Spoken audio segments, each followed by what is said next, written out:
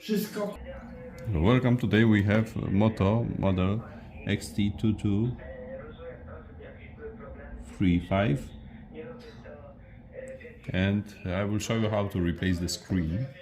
So first, remove the back cover.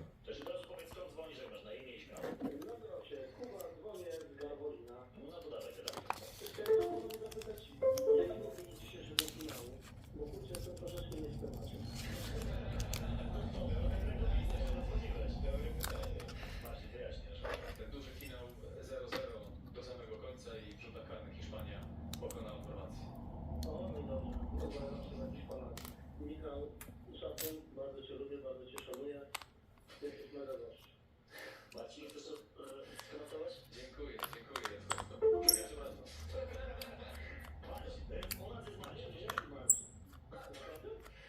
Jakoś tak się niefortunnie złożyło, ale wiesz co, wszystko zostaje w rodzinie. To ty byłeś dyrektorem Redmi, prawda? Michał, no iść. Idziemy. Okej, czyli ty jesteś komentatorem tematu sportu. Dobra, to jest wszystko. Poręczów masz Kabina Deltonu. Cześć.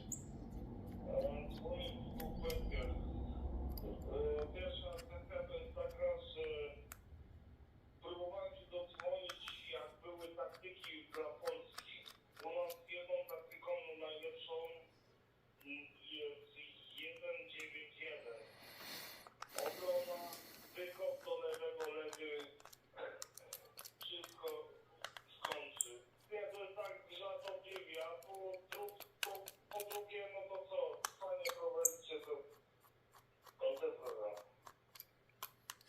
Dobra, dzięki bardzo. Mamy kolejny telefon, halo?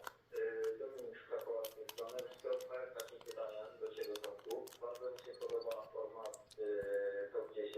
Ja muszę zapytać, jest na program Top 10 fejkowych kont Adama Kotleszki.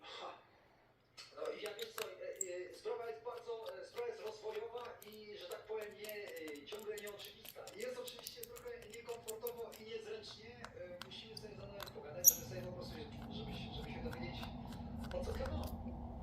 Ja się dla nich w każdym razie, ja jestem daleki od obrażania się na cokolwiek, ale no, wyszło nie fajnie.